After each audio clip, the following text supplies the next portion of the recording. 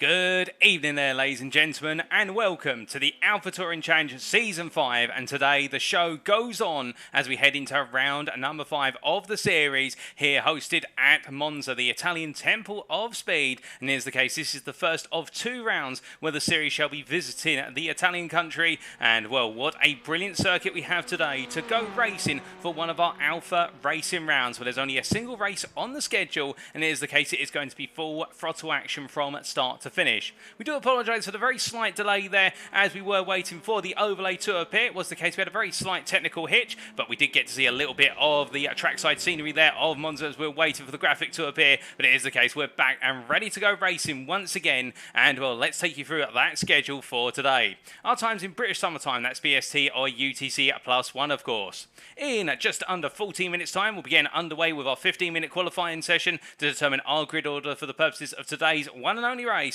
And that'll be the 60-minute feature race, or the Alpha race if you will, that takes place at 8 o'clock this evening British summer time, so that's 2000 hours, and it will be all in with, of course, that mandatory pit stop to see who comes out on top and gets the highest possible number of points to carry their championship campaign forward as we inch ever closer to the halfway point of the 13-round calendar.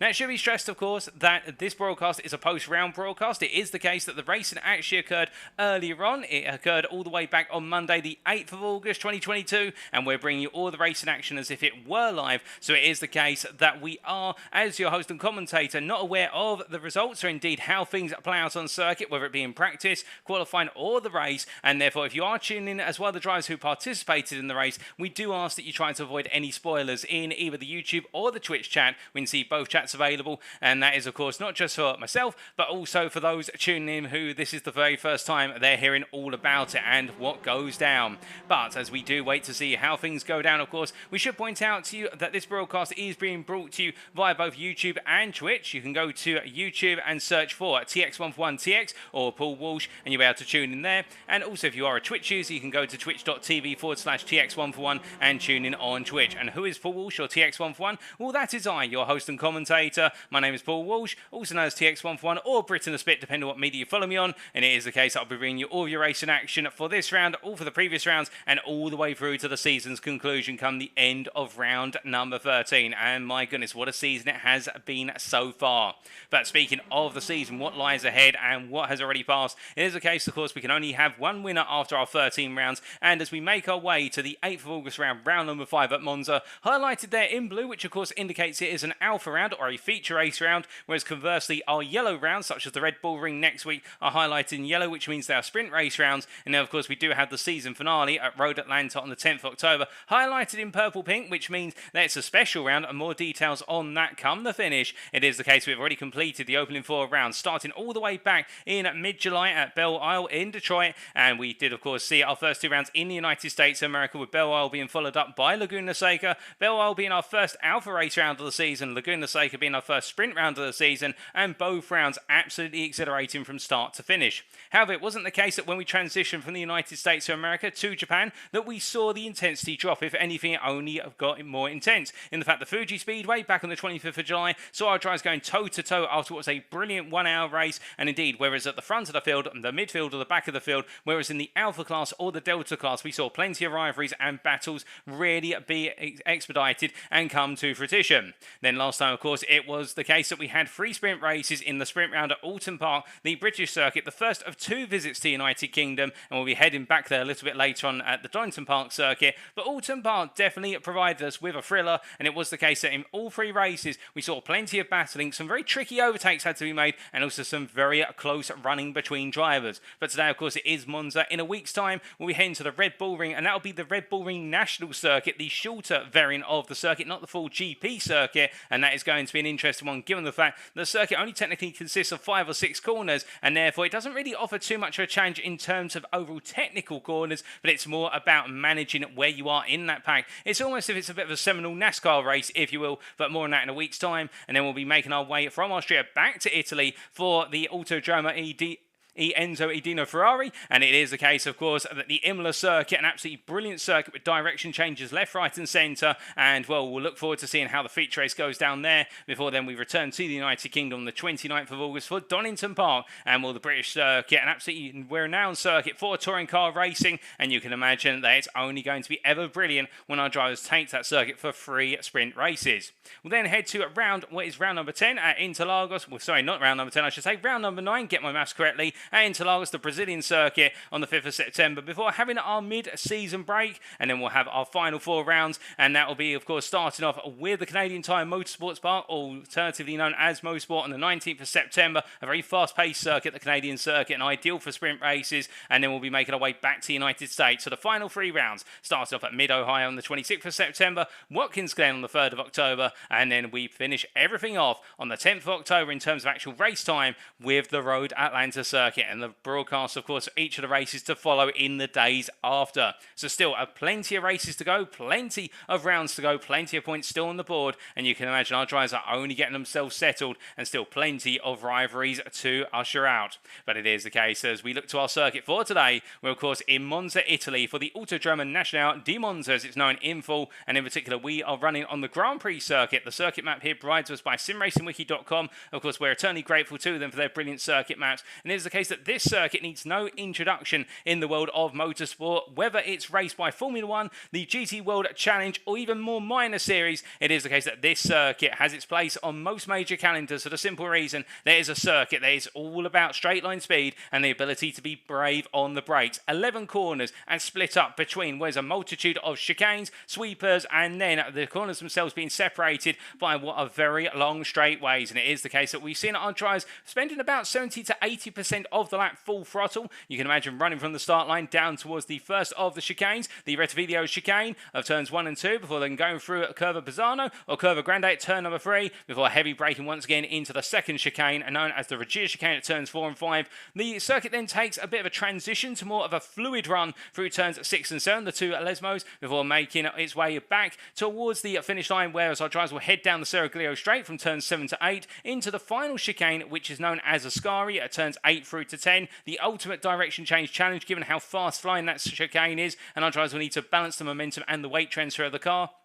And then it is the final run to Curva Parabolica for what is turn number 11 before our drivers emerge and have to do it all again. And you can imagine slipstream is going to be such a vital factor here at the Monza circuit, given the fact that there's so much time on the straight, but at the same time as well, being brave on the brakes and knowing how to manage those brakes could prove just as pivotal. Now, as for our rules, it is the case that in terms of our drive setup, it is an open setup series this one, so our drivers turn up in their cars as they have tuned themselves or with the help of their teams and any setups available to them, but car fuel loads have been restricted to 43 litres for this round, and that does encourage that mandatory pit stop even further. Because this is an alpha race round, the rule set is as follows. There's that mandatory pit stop, we've already said that, where drivers must take on fuel. If they choose to change tyres, that's entirely up to them, but we don't normally see tyre changes in these 1 hour races. Normally the front tyres, which take the greatest battering, normally just about hold on after an hour and are okay to keep on going. As for the instant count, it is the case a driver shall receive a drive-through penalty if they accumulate 9 or more instant points, and they shall be disqualified if they accumulate a grand total of 16 instant points, and the following bonus points are available for the championship standings. Firstly, a point for pole position, that is overall pole position and not within class pole position in qualifying. 1 point for the fastest lap over, of course, the 60-minute race distance. And then we've also got 1 point for the Sublime Finesse Award, which is the fewest instance over the round. So the driver who has been decreed to have had the least number of instants will, of course, pick up that award. 1 point for leading a lap at any point in the race. And 1 point for the Naked Aggression Award, which is the most overtakes over the round by a given driver. And, of course, if it is the case that drivers share that number, then they'll all be given the points as I'm to understand it.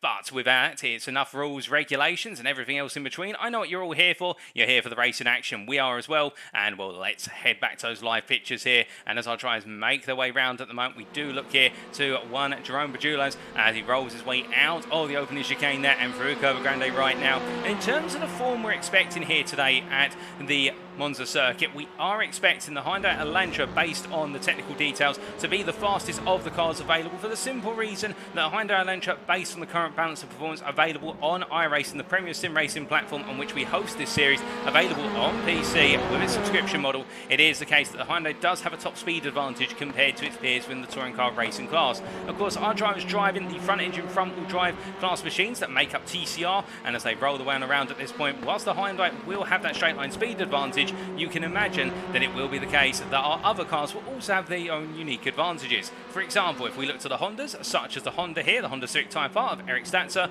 it is the case that this Honda is known for its ability to go deeper than any other car into the race distance in terms of durability. Now, we're not talking about in terms of being battered around per se in terms of the bodywork, but more so in terms of tyre wear and also the brakes. It is the case that this car is the lightest on its tyres, and therefore you can imagine the Honda Civic drivers might start the race off quite slow, but as the race wears on, particularly as we get to those final 15 minutes, or really after the half an hour mark, the Civics will hold on to their pace, whereas the Elantras, and also to a lesser degree the Audi RS3s and the Hyundai Velosters, will start to decay off the pace quite noticeably, and that will be what our Honda Civic Type R drivers will be hoping for, is the fact that they're able to essentially use the longevity of their car to stay in the race in the long term. And we've seen that in the sprint race rounds as well, particularly at Alton Park last time out. We saw in all three of the sprints, it was the case that in the final quarter there was one of those situations whereby the Civics really came alive, whereas it was the case that the Elantras fell off the cliff and the Velosters and the Audis were somewhere in between. Could we see that again? However, one of the weaknesses of the Honda, of course, is its lack of straight line speed, and also the fact this car is very sensitive to curbs by comparison with its peers, and in its case we've got some very high curves, particularly those opening two chicanes. And even at Ascari, we've got a very nasty turn 9 apex curb, or series of apex sausage curbs, which can really unsettle a car if hit head on. But as we do look here from Eric Statzer, we do of course have to look at some of the other drivers making their way around right now, and well, it is the case. We do get a brief bit of latency there, but we look to Daniel Smith here, the torque steer racing driver in the Hyundai Veloster. Now, we've seen the Veloster is a very nippy little car, good overall. It does lose out a little bit in terms of the braking stakes compared to the Honda Civic, but it does seem to have the best balance of characteristics versus the rest of its peers. But of course, being a jack of all trades, that means it's a master of none, and therefore it doesn't really have anything that it's a master at, and therefore can feel a little bit under pressure at specialist circuits. Now, Monza, for example, you could argue is a specialist top speed circuit by comparison, or a specialist top speed with heavy braking circuit. So we may see that the Veloster today wants to try and stay within the slipstream of the Elantras in particular in order to try and gain some lap time. And right now, Daniel Smith giving up the slipstream to number 19 car there of what is, unless I'm mistaken, James Carr, the breakfast for dinner driver. So it is the case Daniel Smith will want to be the driver in pursuit, picking up the slipstream, not the one giving it as he goes into the race. Indeed, in qualifying. Meanwhile, it's the case for the Audis, and we only have one in attendance today, and that is Fernando Takahashi, currently down in the pit lane, as I'm to understand it. And we can't actually quite see Takahashi, unfortunately. There he is in the distance. Let's see if we can get a closer pit camera. No, that's the only camera we can get there, but we can see him from the blimp camera. In fact, the blimp just going over the top of the pit lane right now, and there's the number 998 driver, and it is the case the Audi RS3 should go quite well here as well, given the fact that its gearbox is focused very heavily around straight line speed, and particularly those top gears. It's absolutely crazy on the acceleration, the Audi RS3, but of course that means when we do see our drivers make their way into that second sector in particular, but between the two Lesbos, we could see the Audi really struggle, given the fact there's so many more gear shifts over the course of the lap for Audi drivers compared to the rest of the TCR class car drivers. So that's what Takahashi will have to deal with today. He should on paper be a little bit of the unicorn out on circuit, given the fact he's the only one in the Audi in attendance, but you can imagine if he's able to really pull on those straights, he is going to lose out in that second sector where there's a bit more of an emphasis on technical handling.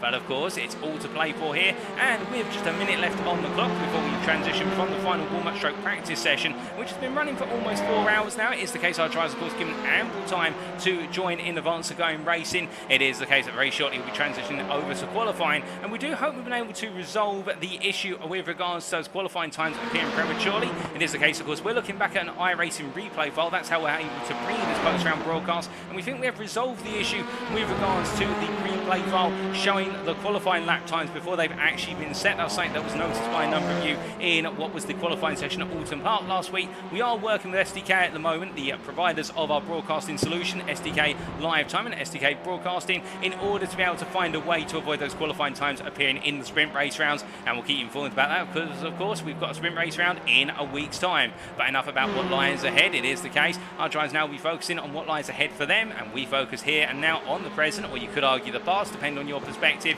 And we do have a couple of new drivers taken to the circuit today, and that's absolutely great to see, as we see Alex Jensen here making his way on through, and I believe it is the case, number 45 driver, as he charged on down. This is his debut in the series, unless I'm very much mistaken. We haven't seen too much of Alex Jensen since the start of the series, if at all. And we also have the return of Giovanni Romano, of course, the debutant last time out at what was Alton Park, and absolutely flying was Romano in the Honda Civic Type R, and a major force to contend with. Could he potentially pull off some surprises here today?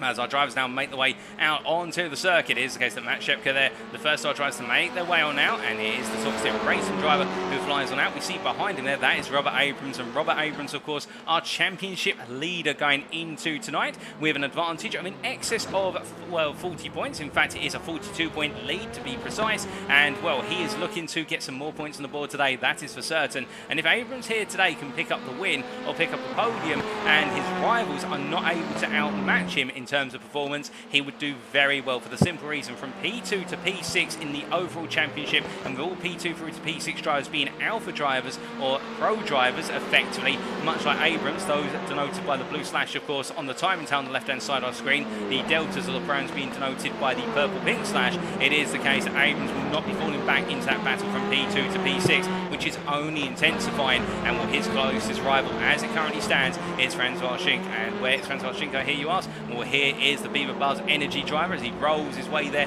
through what is the first of the two Lesmos, and as he makes his way on down towards Lesmo number 2, it is the case here he is one of our lead drivers in terms of this pack, and you can see Shepka there on his lonesome at the very front of the pack, and I think he'll be feeling as though it is the case that he is going to be under a little bit of pressure here in this qualifying session. Now you may be asking, why would Shepka feel that way? Well, the thing is about Monza, and if any of you have tuned in to Formula 1, you'll know the big meme, as it's really known these days, using the modern day lingo, or it is the case what is known as a bit of a fad or a bit of a situation at Monza. Everybody wants to be in the slipstream in qualifying because that is where the ultimate lap time lies, and therefore you normally see a lot of drivers starting to queue up towards the end of the lap, particularly in the run down towards Parabolica Curve here, and you can see already how we have got a number of drivers really starting to get themselves into line, and Shepka does not want to be at the front of that line. But meanwhile, Francois Schink decides, you know what, I'm just going to be at the head of the line, I don't care about it. And I think he's being very smart here as we ride on board with the Hyundai Elantra driver, the first line lap of this qualifying session. As he makes his way across the timing line, then pulling over all the way over to the right hand side to shorten the run to the timing line and down towards turn number 1. It is the case here, he'll be putting the car over to the left and looking for his brake marker. The 150 metre board on his left, the 300 metre board, the 200 metre board, and then braking just after that 150 metre board, about 130 metres from corner apex, and through the Rettifilo chicane he goes, clambering over the apex there at turn number 2, using that to lift the car up and rotate it on its axis, and as he makes his way out to turn number 2, now through Curva Grande, completely flat out here through Curva Grande or Curva Bazzano, depending on your preference of name. And as he charges full throttle here, he's got a brief breather, but then he's got to get ready for another heavy braking zone, which is the run into the Regia chicane. Looking to his right, braking there just at the escape road, about 120 metres from the corner, and he straight lines his way between the two apex curves here, going over the sausage curves on both, hitting them and making sure to straight line the steering wheel over them before now heading into Lesmo number 1. Braking about 55 metres from corner apex and rolling on through in third gear, and as he gets back on the throttle up to fourth, using the runoff area before now looking to the 50 metre board on his left hand side as his brake markers are coming to Lesmo 2 in third gear.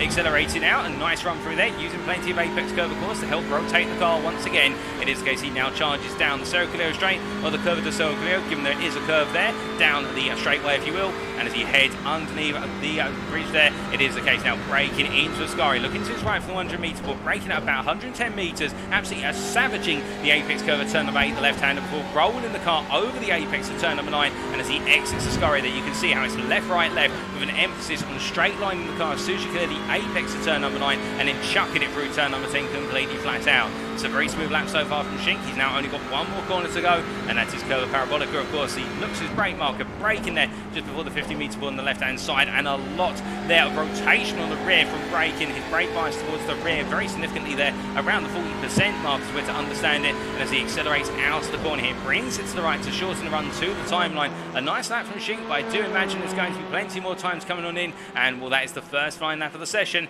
It's a 2 minute .724, and well, that is going very well, given we are expecting the lap times here to be around the 2:0 mark, and well, if anybody can get a little bit closer to the 1:59s, or perhaps we might even see a 1:59 when the fuel comes out the car and somebody gets a tow, the 1:59s will be the ultimate target here today if anybody can get into them. But if you're in those 2 minutes, it will be a very good lap, and Shink definitely delivering there as he makes his way onto another flying lap. But still, we've got plenty of time still to go, and we see Robert Abrams here working with his teammate, and I do believe that is McKinsey, Logan McKinsey in front of him here. And that's the thing, when you're part of a team, you want to work together in the qualifying session at Monza.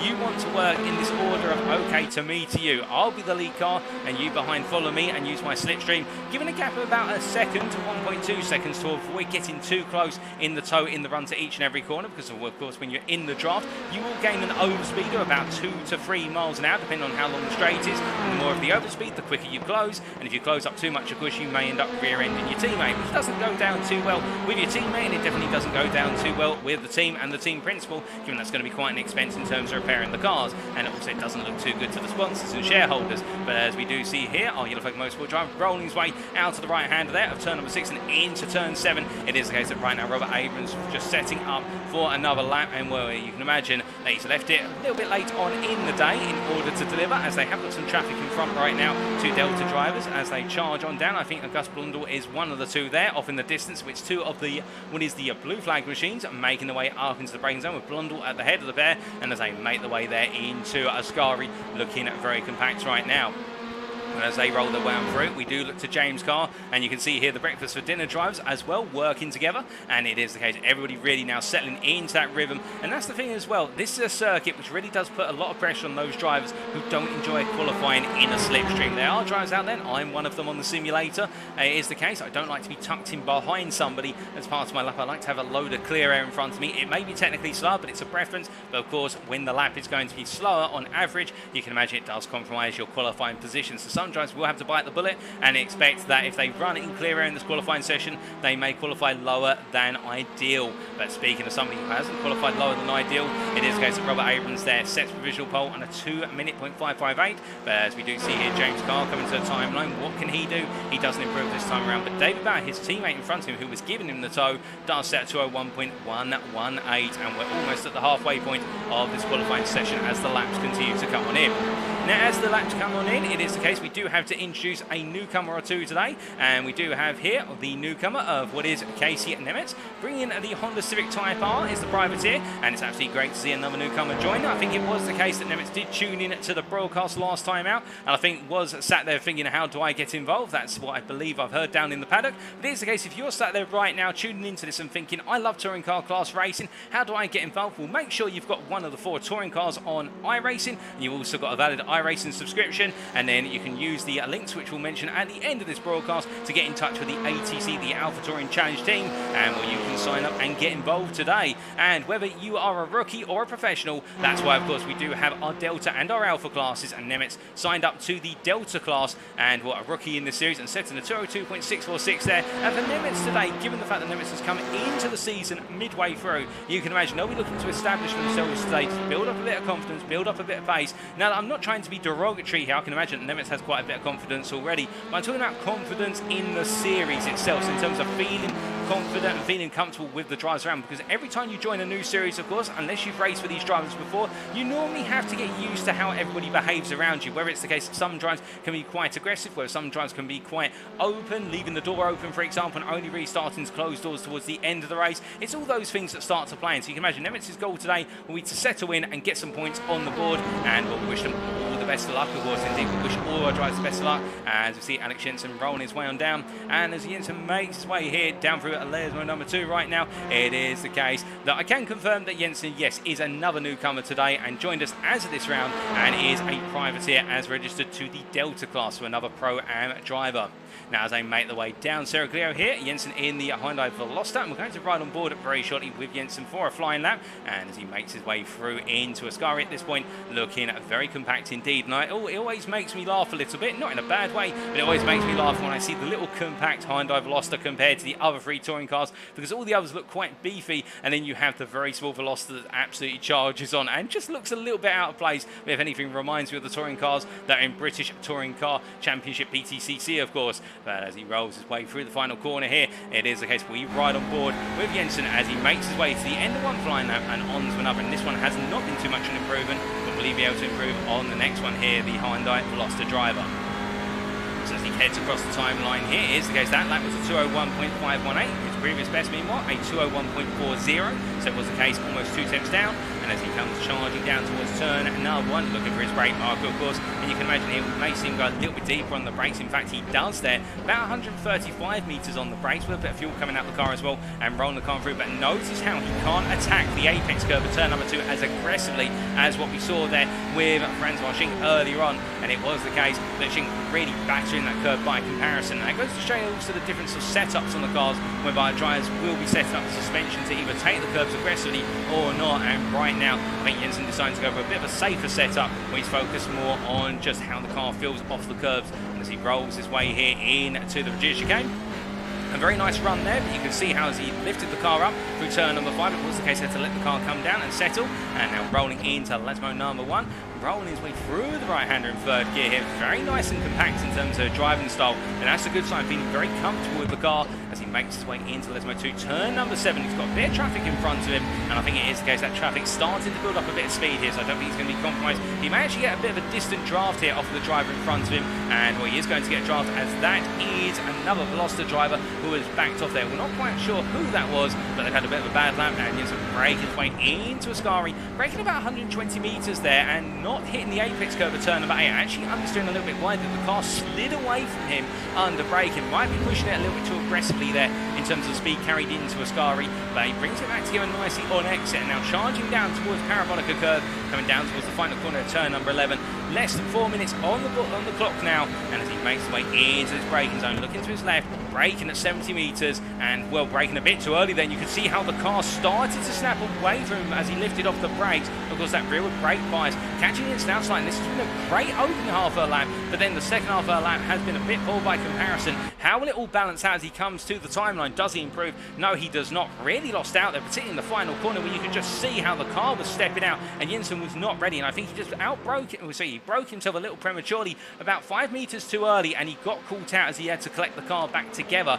But meanwhile, it is the case that whilst we're running on board with Alex Jensen, Francois Schink has now set the fastest lap of this qualifying session, 4 tenths clear of everybody. He is the only driver to a set of 1:59. He's found the toe, he's found the perfect lap, he flashes his lights there. Now, whether it's to say to Shepka, get a move on, or it's the fact I'm going to be riding in your toe, or whether he knows he's on camera at this point, it is the case that Schink there definitely has nailed it to the proverbial cross with regards to that qualifying time. Now, can anybody else close that 4 tenths distance? McKinsey is the second fastest right now, and Robert Abrams is P4, which is a little bit of a surprise, and he'll be starting from that second row if things finish as they are currently classified. As we see Schink making his way across that timeline, we do see in front of him Matt Shepka there, P7 at the moment, and he is of course our second highest Honda driver, with Giovanni Romano, our highest class Honda driver at this time, P5. And Romano, to be fair, really took everybody by surprise at Alton Park with an absolutely brilliant set of drives, and you can imagine here today that the privateer from Hugh Adjust Racing will be looking to do everything he can in the number 337 car to carry that momentum forward, and he'll be one to watch over the course of the distance, because you can imagine that he will be playing the patience game. And we saw that Alton Park, particularly in the final sprint race of the evening, in the sprint feature, how he built up to a massive crescendo at the end. He saved all the pace to last a couple of laps and tried to deliver. But as he makes his way here into Regia, he needs to deliver now. He won't want to be starting from that third row. He'll want to be starting on the front 2 rows. And of course, the idea here is at Monza, you need to qualify as high as possible for the risk of turn number 1, or at least the open lap. We start off the lap, of course, with 2 very heavy braking zones. The braking zone for Red Video, and then the heavy braking zone that follows into the Regia chicane. And well, it's not hopefully it's not going to happen here today, but it is the case that braking into Monza at turn number 1 in a lot of series, real world and also simulated, can lead to a large number of incidents. And well, another driver who will be hoping not to have any incidents is our leader in what is in the Delta class in this qualifying right now, and that is Conor Acatella, currently in P9, and he does have this weird affinity for P9. Every time we see him racing, where it's qualifying or a race itself, he seems to always finish, or at least target that P9 position. Not he'll be complaining, although he might do as David Bauer's demoted him from P9 to P10. Bauer there going up to P9 with a 2:09.52, but as we see Acatella coming on through here, really the fastest driver in the Delta class in terms of outright pace, and he takes back P9 off of David Bauer. I think he sent a message message. He wants that P9, or at least if he's not intended to send that message, I'm going to take it as that, because he's always seemingly qualifying there. But meanwhile, as he jumps to the pits, it is the case of only 30 seconds to go. I do believe that when we do get to the 15 minutes and the checker flag comes out, all of our drivers' laps will be immediately stopped. So it will be the case that our drivers will need to finish their current laps, or if they won't finish them by the end, then the lap will not count. So we do see here Daniel Smith coming to the line. He was up in subsector 2, but as he makes his way to the timeline, he's been a bit weaker in the other subsectors, and well, he does improve in the end. He goes P9, demoting Acatella down to P10. And well, where's Jerome Bajulas? Here comes Bajulas, but I think he's left it a tiny bit too late. In fact, he comes into the pits. What about our other drivers around here? Well, it is the case, I think we will have the ability to see our drivers finish their current laps. I think we will have overtime here, which is normally the standard, of course. And as we see Carl making his way on out of Lesnar number 2, runs a little bit deep there, but he will be affording the slipstream to his teammate David Bauer as they make their way down the Seraglio straight. But Schink does seem to be the only driver who's going to be in the 59s and will take that overall pole position, unless here Breakfast for Dinner have pulled a blinder. Well, those opening 3 subsectors for David Bauer are not the sign of them pulling a blinder. He is down compared to his personal best in all 3, and as he makes his way through subsector 4, heading up towards Parabolica Curve here, it's not looking as though it's going to be a day for improvement, as James Carr takes a little bit of grass with him there. And well, I think James Carr being caught sleeping at the wheel slightly in terms of putting the car to the outside, but putting it a bit too wide. But he is improving, James Carr, interestingly enough. He has improved in subsectors 2 and 4, so it is the case that he's pushing it very hard. And as he makes his way out of the final corner with teammate in tow here, can he improve from P8, or will it be the case that's going to be the best? A whole second off of our provisional pole time.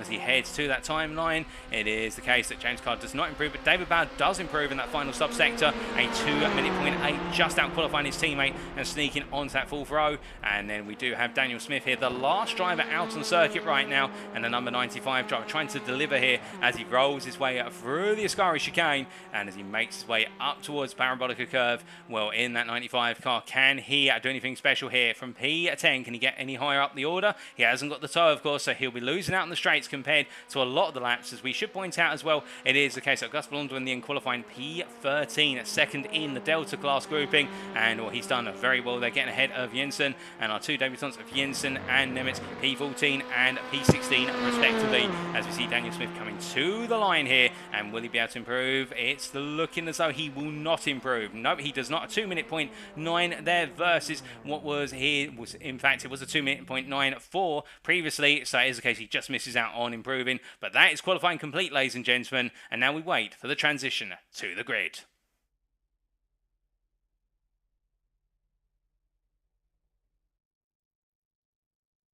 But as we do wait for that transition to the grid, it is the case that all our drivers getting set now, and indeed a qualifying session which has only seen one driver really master the art of the draft, but now it's all going to be changed in terms of the run to turn 1 and everything that follows. And Francois Schink will have those nerves, of course, of surviving turn 1 and just trying to run away from the field if he can. But you can imagine McKenzie and also Lauzon will really want to try and take the run with him into the opening corner as we continue to wait here for that transition.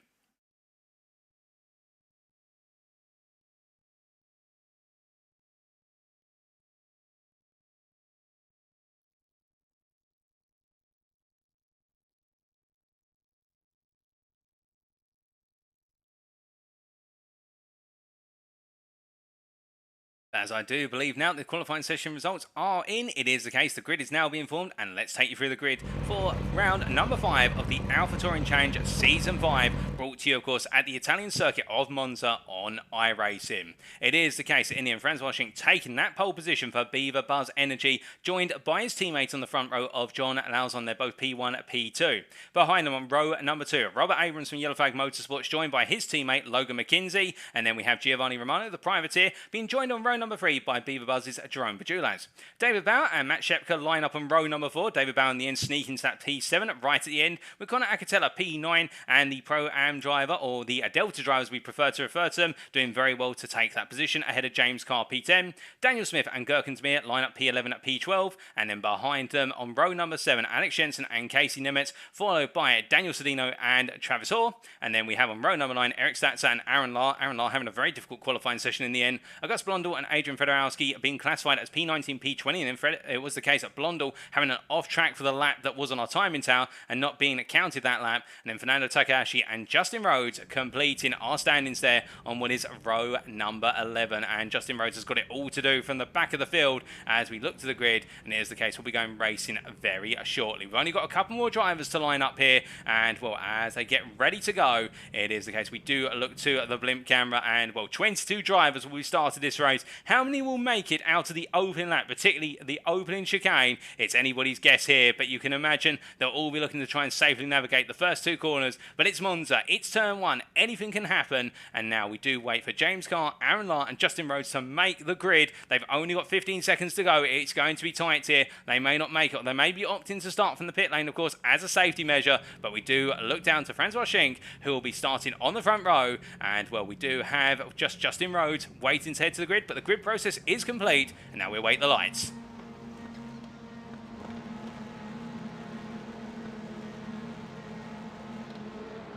And it's lights out and away we go here for round number 5 of the AlphaTauri Challenge Season 5 as they all charge down towards turn number 1. And Schenk gets a very good run here as they head down towards the opening braking zone. And as they do, you can see there how Abrams and McKinsey getting a very good start compared to Lauzon as they head into the braking zone for the first time of asking, and everybody making it down into the concertina. And as they do, no signs of major contacts here. A few door rubs, there's no doubt about that. But everyone's safely making it through the first two corners there. Some drivers been a bit more cautious than others. Gus Blondel, they're really climbing onto the apex curve of turn number 2 to stay safe. And now as they all make their way down towards what is the Regia chicane, we see Robert Abrams here at the tip of the spear as they come charging down behind Francois Schenk. And as they head into this braking zone, will it be the case they all make it on through as they come charging on down? And it looks like everybody happy on the braking so far as they come on through the chicane. And as they roll their way on through, all drivers making it safely through the first two chicanes here on the open lap. Green to see, and everyone lying astern as we see a little bit further back there.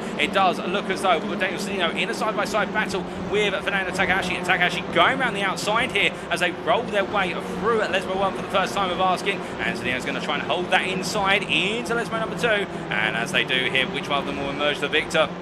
It's going to be a continued drag race down towards the Ascari chicane here, and you can see how Cedeno's starting to build that speed. By comparison with Takahashi, has had to hesitate. In fact, it's the case that Adrian Fedorowski closing up as well. But meanwhile, a bit further up the road, we see our leaders all rolling their way through, in the top 10 now making their way through, followed by those just outside the top 10. Alex Jensen making a good start. He's lost 2 places, but I think he played it safe. But you can see there how Travis Hall's out of line, but Jensen's had to take evasive action there, and how Alex Jensen has kept that point in a straight line. He'll have a slowdown for that, I think, but that was very well caught there by Alex Jensen. And Travis Hall, I think he'll be very grateful that the newcomer there took the smart decision to open the corner up and take to the gravel. But Jensen rejoins us. Meanwhile, in front, Aaron Lahr goes past Eric Statzer into Parabolica Curve. And as they roll the way through the right-hander, Aaron Lahr has gained 4 places on this opening lap as they make the way to the timeline. So after one lap, it is Francois Schenk who leads the field down towards turn number 1, once again ahead of Robert Abrams in P2, Logan McKinsey P3, John Lauzon P4, followed by Dave Bauer P5, Giovanni Romano P6, Joan Pajulas P7, Conor Acatella P8. And as they come into the braking zone here, you can see one driver coming in very hot, and that's Jerome Pajulas there on the inside. He's gone for it, and he's moved into that P6 position. He's found his way past Giovanni Romano, but I think there some drivers ahead may have been thinking it's Pajulas coming in a bit too hot. He got it stopped there. Very well done to Pajulas for getting it stopped there on the nail. But as they make the way on through, just behind Acatella, James Carr and Matt Shepka complete the top 10 as they make the way up into the braking zone for the second chicane. Now, as they do, you can see there Pajulas had to go. Oh, goodness me! And it's contact between 3 drivers, and Shepka also follows through. We've got a wheel off one of the cars there, and that's Pajulas' wheel, and it's all kicked off when they've come down to the chicane for the second time. And well, the blimp camera's going to show you nothing as they're all hidden by the trees, but it is the case that Acatella there right in the thick of it, and the privateer will be absolutely fuming as he jumps the pit. And well, it does look as though there that somebody did take to the grass. I think that was in the end Acatella, who found himself slightly on the grass, unless I'm very much mistaken, and in the process on the grass with the braking zone coming up, it was the case then the car went wayward and everybody alongside went with him. Again, I'm not sure if it was Acatella or one of the other drivers there, but he was right to the thick of it, as was Shepka, as was Pajulas. It is a disaster for them with that. So that was Giovanni Romano, Pajulas, Shepka and Acatella Acatella all involved at instant. 4 drivers all caught up, but meanwhile, one driver right now who's all caught up too. What is the opportunity of taking a win here on his debut in the Delta class? Alex Jensen finds himself now chasing after Eric Statzer, for it is the case with Acatella in the pits and repair work done to the car. This is where you'll be seeing that the Delta drivers at this point will be rubbing their hands together and thinking, right, this is my time to shine and get some huge points and kudos in class as they make the way down towards Parabolica Curve. But as they do, we're only 4 minutes in, and well, we have had some second lap drama, but no first lap drama, interesting enough. And I do think there that will be looked at by the stewards post-race, but I don't think anybody intended there to be a major incident. Indeed, we've seen the level of racing from our drivers day in, day out over each and every round, and that was very unfortunate for our 4 drivers involved in that incident on the second lap. But as they come charging down the start-finish straight here, Jensen definitely looking good as they make the way into the braking zone for the third time of asking for red video. As they come down here, Eric Statzer, of course, he will be thinking to himself at this point, well, is he going to be added to the name of winners in the Delta class? New to Season 5, of course, the Delta class. We've only had Wiley Cox and Acatella share that spot in terms of being a winner of a race for the Deltas. But as he makes his way through Curva Grande, could it be his day in the sun today? That will be the big question. But meanwhile, we see Francois Schink here, our race leader, the Beaver Buzz Energy driver, under pressure a little bit from Robert Abrams, although Abrams has fallen back. And you can imagine here, much like what we saw in particular at Belle Isle in the season opener, and also at Fuji Speedway, the race leader has a very difficult conundrum to deal with, which is that because they're leading, they don't have anybody in front of them to fuel save off of. Now, what do we mean by fuel saving? Well, what we effectively are saying, it is the case that when you're making your way around on the circuit, particularly in the race where you have to pit for fuel at some point, you want the fuel to go as long as possible. For the simple reason, the longer you can go on those 43 litres of fuel, in terms of each and every lap you could do using 43 litres of fuel, you have to take on less fuel come the end of the race, i.e. with that pit stop. So therefore you spend less time in the pits. It makes sense. So therefore it's one of those cases whereby how can you fuel save? Well, ideally you could short shift the car, that will save a tiny bit of fuel, but you can also do a thing called lift and coast into a braking zone. Whereas, let's say for example Parabolica here, our drivers normally brake around the 50 to 75 metre mark, perhaps 80 metres with fuel in the car. And we see John Lauzon here deciding to go all in for the move on the inside of Smith. So just hold that thought for, sorry, for Bauer, I should say. We'll just hold that thought very shortly with regards to the fuel save. We'll come back to it.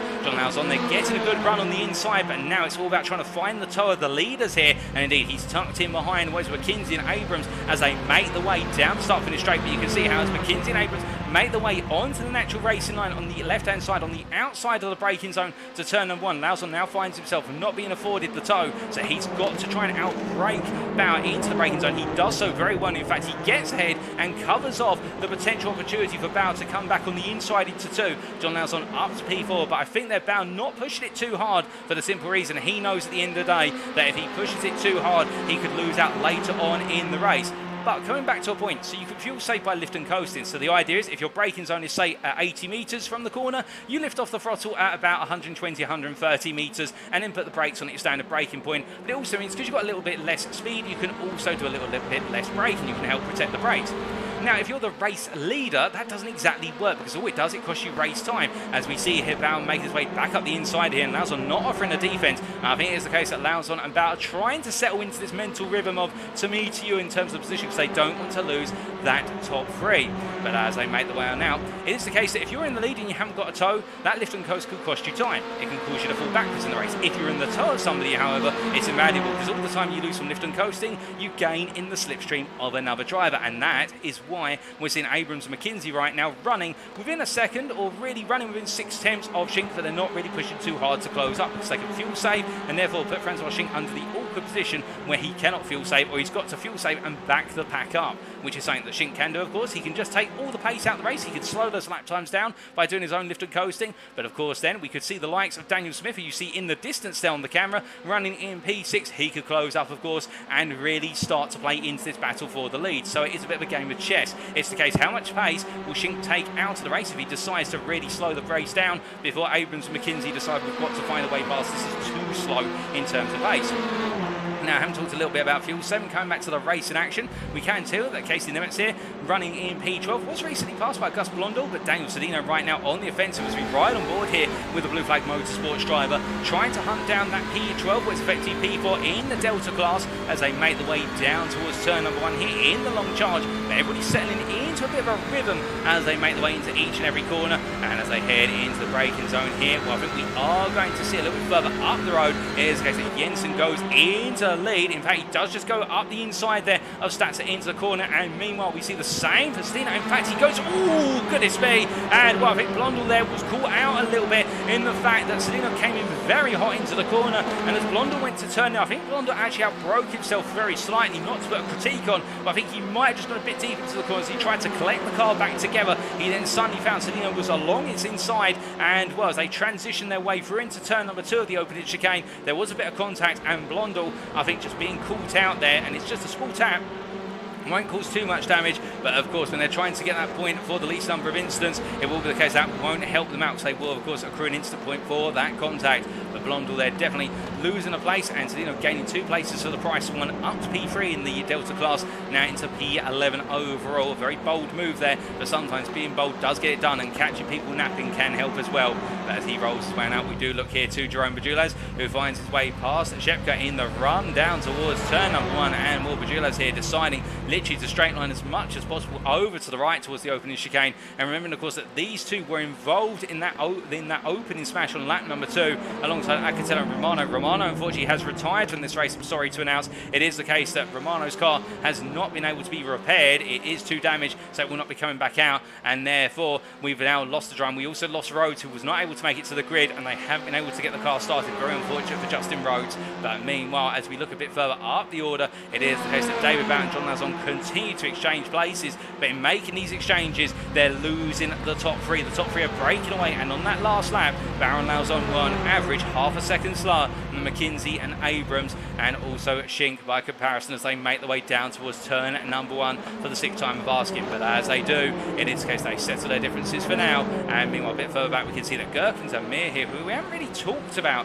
today. It is the case the Turkish driver from Torque Steer Racing really putting a surprise on in qualifying just inside the top 10. Torque Steer Racing have normally had a bit of difficulty in terms of converting those qualifying positions into strong starts in the races, but Demir definitely doing well, gaining 4 places since the start. In fact, he qualified in P12 to correct myself, and it is the case he's gained 4 places up to that P8 and doing very well as he makes his way through what is their Curve Grande. And as he comes charging underneath, our camera there fixed on the billboard that runs over the top of the circuit. Brilliant there, that angle, as they make the way down to the braking zone. It is the case that Demir will do very well to stay in this tow and try and do some fuel saving, as meanwhile we see here 2 wide between Gus Blondell and Casey Nemetz there, and Nemetz on the outside. Oh goodness me, Travis Hoare into the wall, and I think Takahashi there immediately slowing down, and I think Travis Hoare has had to jump to the pits. Well, I think it was a bit of an unintentional knock there for Takahashi, a bit late on the brakes, perhaps just a tap, missing his braking point, or missing the fact he had an overspeed by about 5 metres in terms of the braking zone. And well, it's the case that Travis Hoare in the pits, and Takahashi losing the places, to be fair, slowing down, and the stewards will be noticing that. They will respect that's been made, and as he makes his way through Lesbo 2 right now down to P15 is our Audi driver. Having started P21, I don't think he'll be complaining in terms of where he started compared to right now where he's looking to potentially finish as time wears on in this race. But as we look from Takahashi, our sole Audi driver, back to Bauer and also John Lazon here, once again they make the exchange as David Bauer, who drops a position down to P5 and tucks back in to the toe here of Lazon. But of course this back and forth, it continues, and as they continue to do it, I don't think either driver at this point can really close up to our top 3, who are gradually walking off into the distance. In fact, that gap now between what is pardon me, Lazon and McKinsey now extending to 2 seconds. They are within a potential sniff of the slipstream of the top 3, but it's definitely creeping away from them lap on lap. And indeed, that last lap, Lazon a 202.81, McKinsey a 202.85, Abrams a 202.77, Schink meanwhile a 202.49. Schink is definitely trying to pull the top 3 away from the rest of the pursuing pack, and he wants to minimise the number of drivers there. All close together as we hear that Fernando Takahashi is coming into the pit lane. I think it may be for the damage on the car with that contact, and well, he'll be looking to get that repaired. But as they make their way underneath the billboard once again here, it is the case that our top 5 press on And meanwhile, we look from our top 5 to our leader in the Delta class here. Alex Jensen on his debut looking very good as he makes his way down towards the Regia chicane. He's got Eric Statzer for company behind him. Statzer only 6 tenths behind as they both break the way into Regia. And as they do, again, you can see the difference there. Statzer avoiding that opening apex curve at Regia, trying to just keep the car away from the clatter in those curves too hard. Meanwhile, it's the case of Jensen taking plenty more curve. Meanwhile, Gus Blondell here under pressure from Sedino for P11 as they make the way into the braking zone for Lesmo 1 and Sedino up the inside. And I think Blondell here is going to give the space for his Blue Flag Motorsport teammate. But you can see how Casey Nemitz here trying to get in on the action. But Nemitz in the end having to back out the privateer as they roll the way through the right-hander. And also Adrian Fedorowski, someone we haven't really talked about, the Canadian driver here. And when I took a look at his livery earlier before he took out to the circuit, I didn't realise, I believe, unless I'm very much mistaken, he may be able to clarify this if he's tuning in right now, the QC Motorsports driver running a Dragon Ball Z livery. We do have a few anime liveries out there. Indeed, we have the livery, the Project Melody livery of Daniel Smith, the waifu livery, and we've also here, I believe, we've got a Dragon Ball Z Super Saiyan livery of Fedorowski. Those definitely look like Dragon Balls, and that looks like a dragon on the side of the car. But dragons roaring aside, and whatnot, Fedorowski here, we're looking to try and spit fire from the exhaust of that Honda Civic and see if he can get himself into the potential podium positions in that Delta class. Remember, they only get points in the overall championship, but as they make the way through the lead right-hander of what is a parabolic curve here, it is the case that Sedino, the leader of this group right now, running in that P11, working with his teammate Gus Blondell. And we do say hello there to friends watching and also Gus Blondell in the YouTube chat. Shink talking about his great qualifying session, indeed a very good pole lap, and Shink leading this race right now, and Blondell clarifying, working on keeping Casey behind the Blue Flag Motorsport drivers. And well, you can see the swap here, definitely making this work, and sometimes that's what you've got to do. Sedino at this point will lift off the throttle about 50 to 75 metres before his braking point for the Red Filio chicane, and in return, Blondell here will now have to essentially lead the pace to the next chicane and maintain that overall pace to try and keep Nemitz behind, alternatively break away. As they roll on through at this point, you may be thinking right now, well, has the race become a little bit of a stalemate or become a bit quiet? This can happen at Monza. It doesn't matter whether it's a touring car racing class, alternatively GT3s. The racing can start to boil down into a little bit of a slipstream fuel-saving fest, particularly in feature races. But of course, that's where the strategy lies, and it's a game of chess now, because everybody at this point will be thinking about the fuel saving, when do they potentially pit and go on the offensive. And you can imagine a driver who pits by themselves and comes out in clear air, they'll be thinking they've got clear track, but what they'll also be thinking about is they haven't got anybody to work with to gain on the straight. And well, that will be the conundrum in terms of when do you pit, and particularly if you haven't got a teammate, trying to tie your strategy to somebody who you think you can work with if you want to take that gamble. But right now, as you see Sedino here, the rear gunner of the Blue Flag Motorsport pair, as they make the way up towards Ascari, it is the case that a bit further up the road, we do see that Gurkan Demir here having found his way up into the P7 position has Aaron Lahr, and Aaron Lahr, it should be said, has gained 10 places since the start of this race. He has really come up the order after an absolute nightmare qualifying session, seeing him start all the way down in P18. Aaron Lahr has not let it phase him, and as he makes his way through Parabolica Curve, the number 38 driver definitely doing very well to recover this race and look to get some major points on the board as he heads down towards the timeline. As he comes charging across the line this time around, it is the case that we do see the line and stern motion here of Aaron Lahr, Gurkan Demir and Daniel Smith. Daniel Smith being the closest driver to the camera as he comes charging down. We do see the cheeky grin there of Project Melody on the front bonnet, and as he makes his way down into that braking zone, it is the case that the Torque Racing driver at this point, you can see those ceramic brake discs absolutely glowing red hot on the rear of that Veloster, and that shows you how much brake bias is being run to the rear. But as he comes down towards Kura Grande here and flat out on through, it is the case, of course, with our drivers running so close together, as I hear Travis Hoare has jumped to the pits again. He's had an instant out on the circuit by the sound of things. With all the drafting that is going on, in this case, our drivers do have to be careful of bump drafting one another, where making that contact will cause them to accrue an instant point, and the more points they pick up, the closer they'll get to that 9 instant points before they potentially pick up that drive through penalty. As we do say hello to Daniel Sedino there in the YouTube chat. But as we see Smith rolling his way through the right-hander, it is the case that Shepka, meanwhile, trying to work here with Jerome Bajulas, and, well, these two, of course, involved in that lap 2 incident, which saw it all go wrong for a multitude of drivers as they roll the way out of Parabolica Curve. Shepka staying in the tow and just trying to hold on. They are a long way off of the leaders. They're a long way off of the lead lap pack, of course, but it is the case that they'll be just looking to try and keep it together and avoid making any more errors, given the fact that it's not been a happy day and they just want to get to the end and get some points on the board. as they come down towards turn number 1, and once more it is the case that we do look from them to Francois Schink by comparison here, and the Beaver Buzz driver, our leader at this time, who we've looked away from for a little bit, but we come back to at this point as we ride on board the gearbox here. Francois Schink, you can see how he's trying to up the pace now as we head closer and closer towards the end of the first half of the race. As he makes his way down towards turn 1 this time, the gap opening up to 9/10 of a second here. You can imagine what he'll be targeting to do is try and open that gap up to around 1.2 to 1.5 seconds to try and give a very distant tow to Robert Abrams here. In terms of the amount of fuel saving that Abrams may have been doing so far, indeed McKinsey and Lauzon and Bauer behind. It is the case that Lauzon and Bauer closing up, albeit Lauzon has actually dropped David Bauer over the last couple of laps. David Bauer's had an off track on the previous one. He had it on Ascari and he's lost a whole second because of it. It should be pointed out. It is the case now. We can see how this top 5 really starting to space out, and as it does here, we'll start to see what strategies come into play, or where it's the case that Abrams and McKinsey are just managing the distance in terms of the slipstream. But meanwhile, we look from them to Aaron Lahr here. You can see that Aaron Lahr all over the back of Gurkendemir as they make their way up towards the Virginia chicane. Now Lahr at this point, I think just waiting, not really trying to put too much pressure on, and if a mistake is made, he'll try and seize on the position. As we see there, Gurkendemir taking plenty of apex curb and a bit more coming out of Regia. Very nicely done there to get it up on 2 wheels and keep it pointing in a straight line. He's got to be careful of doing that repetitively, of course, because every time you do whack one of those curves, you do just hurt the suspension a little bit. It's almost like hitting a speed bump on a conventional street. But imagine rather than going over the speed bump at, say, 15 miles an hour, you're whacking it at 50 miles an hour, and, well, you don't need a further description of what that can do to the car. It is the case it really unsettles the suspension pieces, as we do see Aaron Lahr here just keeping it nice and composed. But meanwhile, we do look from them to a bit further back, and we do look to Auguste Blondel here chasing after Daniel Sedino, and, well, of course, the 2 teammates working together, and then Adrian Fedorowski and Casey Nimitz have swapped places.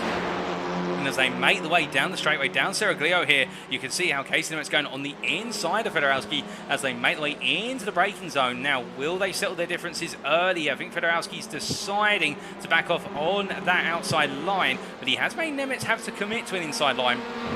And this will cost them a little bit of rhythm and momentum coming out of Ascari, but thankfully, just within about 7/10 of Blondel, we'll be able to get that time back with Casey Nimitz in terms of the slipstream down towards Parabolica and then emerging from Parabolica, assuming everything gets hooked up all right. So Nimitz not really under too much strain right now as we do ride on board here with the Honda Civic Type R driver, but definitely got his sights on the Elantra drivers in front, the 2 Hyundais of Blondel and Sedina, the Blue Flag Motorsport Hyundais, and trying to stay with them as they make the way down towards the timeline here, with 21 minutes of the race complete by the time they get to turn number 1. But you definitely feel that Nimitz here on his debut doing a very good job. Much like Alex Jensen, albeit Jensen leading the class, it is the case that Nimitz right now running in P5, but enjoying the racing by the looks of things and waiting to see how things play out a bit later on and breaking into turn 1 here. But as Nimitz does, you can see how closing up there as Blondel and Sedino very close together, almost stacking on top one another in the braking zone, and that will give Nimitz the ability to close up a little bit more as they make the way up towards now the Regia chicane. But in fact, Blondel and Sedino starting to pull away here, and I think it may be the case that Nimitz and Fedorowski are going to fall off of the pair, as we do see Sedino and Blondel really now trying to push on in this lap. I think they feel as though they can make the break in terms of the tow to the Hondas behind, and if they can, that will work wonders for them. Although Sedino, they're carrying a bit too much speed into Regia, and in fact getting a very tight line to the second part of the chicane, and that has cost the pair of them time. It's actually pushed them slightly backwards towards Nimitz, and that is where you don't want to get it wrong. Sedino runs very wide there, carrying a bit too much speed into the first of the 2 Lesbos, and now returning to the circuit. You'll see here trying to give the inside space there to Nimitz, who takes that inside space, but Sedino, they're making a mistake, and well, that'll be another off-track accrued, and could it be the case that times 9 limit is lingering ever closer, and a drive-through could be on the cards? We of course hope not. We want all the races to stay on track, but it is one thing to be considered about. But Sedino definitely there making a small mistake, and that mistake has proven costly in terms of potentially later on in this race at Monza.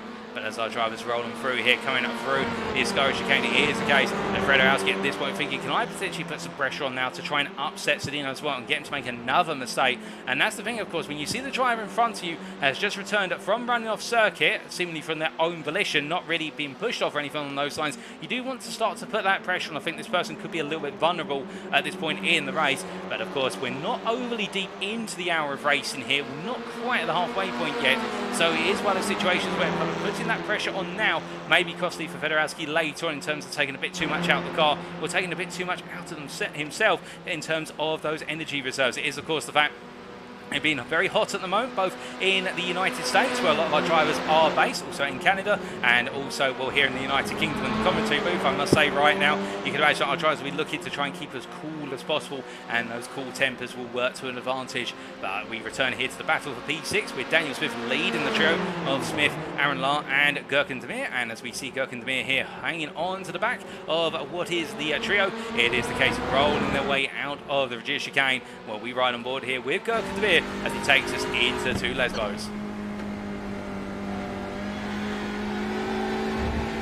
And as he rolls his way out of Lesmo 1 here, you can see how in the dirty air of the drivers in front, having to feel a little bit of understeer on the front end of his Elantra, and that is costing him the ability to rotate with the two sweeping right-handers. And that's also a conundrum. It does take a little bit more life out of the front tyres when you have to deal with that dirty air, but it does look as though Demir's doing a good job of keeping it together right now as he makes his way down towards the Ascari chicane into the pits. The first scheduled stop, as we're to understand it, maybe Fernando Takahashi's decided to come on in. What is the 24-minute mark, so an early stop. We'd expect our drivers to run to at least the halfway point of this race on average, if not a bit deeper, based on the run of form that we have seen over the course of the feature race round so far. We've seen pit stops normally occur after the halfway mark, but as they make their way down into the braking zone, we hear their Gurkan Demir completely coming off of the throttle very early on into Parabolica, trying to save as much fuel as possible. Most likely also trying to put the clutch into an extent, and as he makes his way out of turn number 11 here into the end of the lap, charging down towards what is turn number 1 now, staying in that tow and keeping it smart. But meanwhile, speaking of keeping it smart, we do see here Nemitz up the inside of Blondel here, and Nemitz making their way past both Blondel and also Sedino. And well, this group of 4 drivers, Federowski falling a little bit far back here, as it does look as though Nemitz now trying to up the tempo here and trying to break away. But you see Blondel in return now peeling out to the outside here. Nemitz hooked to the inside line as they make the way down towards Retfido. 25 minutes complete, 35 still to go, and into the heavy braking zone they charge. And as they do, will Nemitz battle for this, or will they let it go? They're going to battle for it.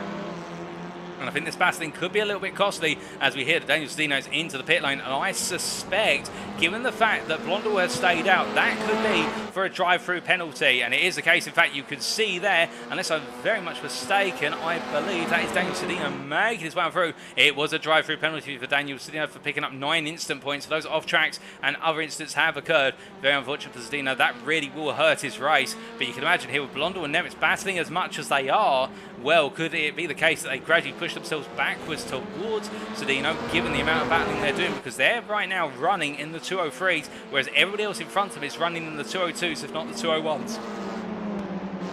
As they make the way out of turn number 6 and down towards 7 through Lesbo 1 and into Lesbo 2. And do excuse me there, it is the case that they roll the way through the right-hander at this point. Federowski hooks right onto the back of this, and really the once again here, if he can be patient and play it smart, he may just be able to gain later on in this battle for P3 or P12, sorry, not P12 but P11 in the overall, with the P3 in the deltas. But meanwhile, Alex Jensen here, your delta leader running in P9, now finds himself under pressure here from Eric Statzer, and Statzer has been waiting, I think, until this point of the race. The Statzer now started to go for it, as we do see a look to the inside here from Statzer into Parabolica curve. Statzer's going to go for it, but is this a bit of a premature move, given the fact that once they emerge from this corner, it's then the run down towards Retafilio. It's a longer run, and you can imagine that the Jensen will absolutely fly, as we hear that Daniel Smith's into the pit lane. But of course, it could be the case that one of the 2 pills into the pit lane here. No, Statzer does not. So it was a move for the lead of the race, and trying to gain track position authority here as they make the way down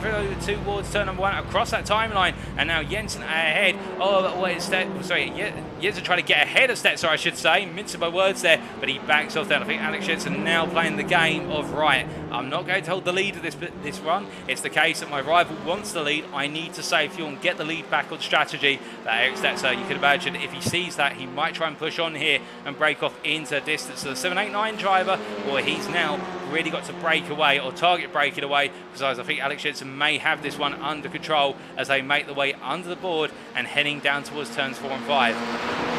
Now as they make the way on down here, it is the case we do have the bridge there in the run-up towards turn number 4, and we also do have what is the bridge that runs over the Cerro Clio Straight. And you may be wondering at this point, it's a bridge, but what is it a bridge to? Well, it is the case, of course, the old infamous oval test circuit at Monza runs over the top of what is the Grand Prix circuit. So the bridge there is actually where the track surface is for the old oval, which was left as discontinued and, well, decommissioned effectively all the way up to, if I remember correctly, 2007, when it has been reopened, or it's going through a reopening process as it currently stands, reversion and reopening. And it is the case, of course, Monza, a little bit of a fact here for you guys and girls. It is the case, it is the third purpose-built motor racing circuit in the world. It is one of the very earliest circuits, dating all the way back to opening in the 1920s. In fact, it opened in 1920, unless I'm very much mistaken, 1922 to correct myself. And, well, Monza, a circuit steeped in history, and, well, we are seeing history made here today in terms of our drivers battling for position, as we do see Adrian Fedorowski there in the YouTube chat confirming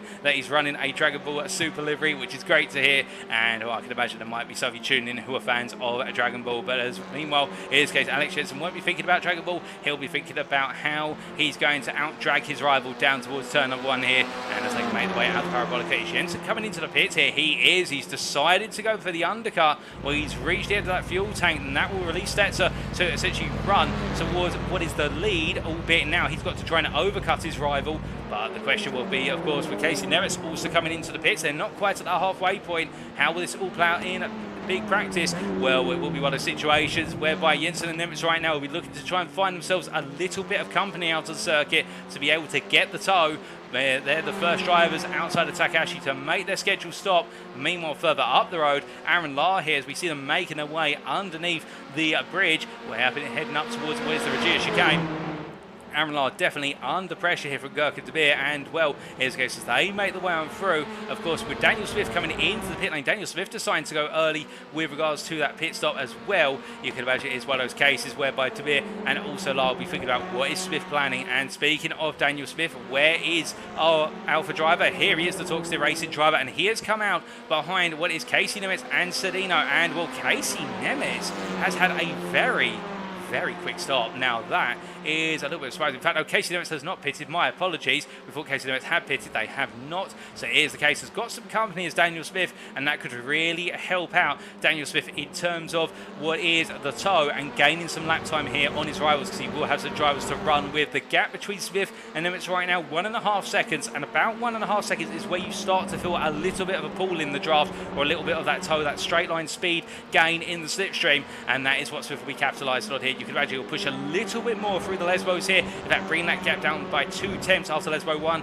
and keeping it there at 1.3 seconds of the exit at Lesbo 2. And if he can stay with Nemitz and get closer and closer, and if Nemitz hits within the next 3 to 4 laps, Daniel Smith at this point I think will be very pleased, because this pit stop will have worked out perfectly, given that he will have come out in a bit of traffic, but the traffic he has closed up to gradually. He hasn't come out right on top of it, which is the ideal scenario at Monza. And as he rolls his way here through what is the Ascari chicane, it is the case we see there the pickup truck safety car just parked up and not having to come out today. And, well, of course, we're hoping not to see the safety car out at all, as we do see Daniel Smith here just staying on that outside line. But meanwhile, into the pits comes Gus Blondell from what was P9, and Eric Stetzer coming in from what was P8. And as they do, well, now they will both have the pit stops on the line, and Stetzer versus what is Alex Jensen. That is the big question. Now Stetzer currently stationary. Here is Alex Jensen by comparison, as they made the way around through Parabolica Curve. And as they do, who will come out on top here as we look to the blimp, Cameron? The blimp is well situated,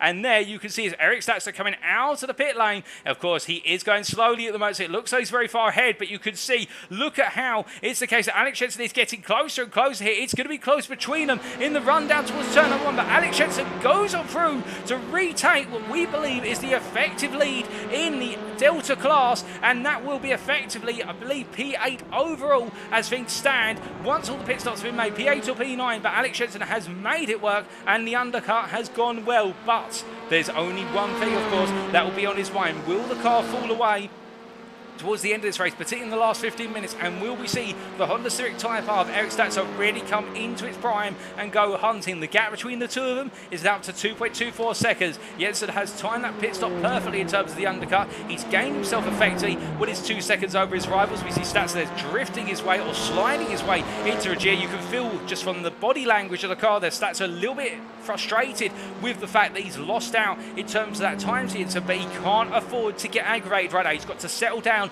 and recognise, yes, he's gained on me, but at the same time, he's also pitted earlier. That means he's likely to fall off earlier come the end of the race compared to himself, and that's what Statzer's got to do. He's just got to get his head down and charge on right now, because it's not over yet. Jensen's now got the pressure of opening that gap up as much as he can within the next 15 minutes before the Veloster starts to fall off in terms of hitting that cliff. But meanwhile, into the pits as well, we have got Robert Abrams and Aaron Lahr. We do see that Robert Abrams parked up a little bit shy to the camera. Meanwhile, it's the case we get a better camera angle there of Aaron Lahr. Now, in terms of where they come on out, of course, we've got Daniel Smith here making his way down towards what is Parabolica Curve. I don't think he's going to be involved in this. Meanwhile, Robert Abrams has left the pit lane already. Aaron Lahr, meanwhile, has yet to leave the pit lane. And, well, Aaron Lahr will be worrying about Daniel Smith. There's no doubt about that, as Lahr's still being serviced. Daniel Smith makes his way down the start-finish line straight. Lahr is in the pit still. And as they make the way on down, where is Aaron Lahr? There he is, making his way on out. He's not quite up to speed yet. Where's Daniel Smith? Here he comes, and I think it's the case. As we do look, well, you can't see until now. There is Aaron Lahr, and look at the advantage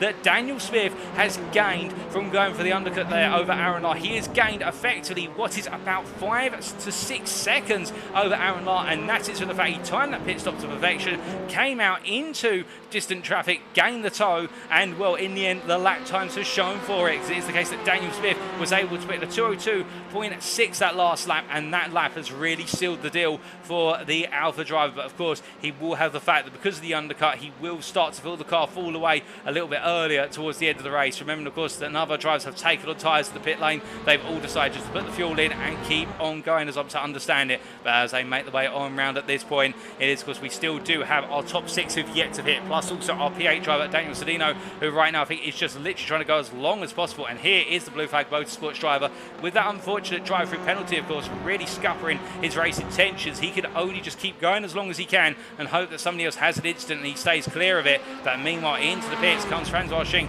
We've also got John Lauzon coming in. The Beaver Buzz team are in. David Bout as well for breakfast for dinner. But meanwhile, Logan McKenzie stays out. And of course, Logan McKenzie staying out in the lead of this race means that when he comes around to complete this lap, he will gain a point for leading a lap of the race. And that's why some drivers do go as long as possible, because they want to try and be the driver who's still out there on the first stint to get that lead lap point. You never know, it could come down to a single point in the championship right at the end after the 13 rounds. Of course, we're only in round number 5 of season 5 of the Alpha Touring Challenge. And meanwhile, Francois Schink comes out of the pit lane. But where is Robert Abrams? I hear you ask. Here is Robert Abrams. And, well, it was the case that we had to quickly pan the camera around. And Robert Abrams is nowhere near close enough to Schink. And in fact, I would say Francois Schink has actually gained out of all of this. He's gained quite a lot. The gap has opened up to what is, excuse me there, 5 seconds. Well, now that is a surprise. I would have thought that Abrams would have closed up for the pit stop, but perhaps something has gone wrong with regards to Abrams' out lap or in lap, and also perhaps this pit stop is just a little bit delayed.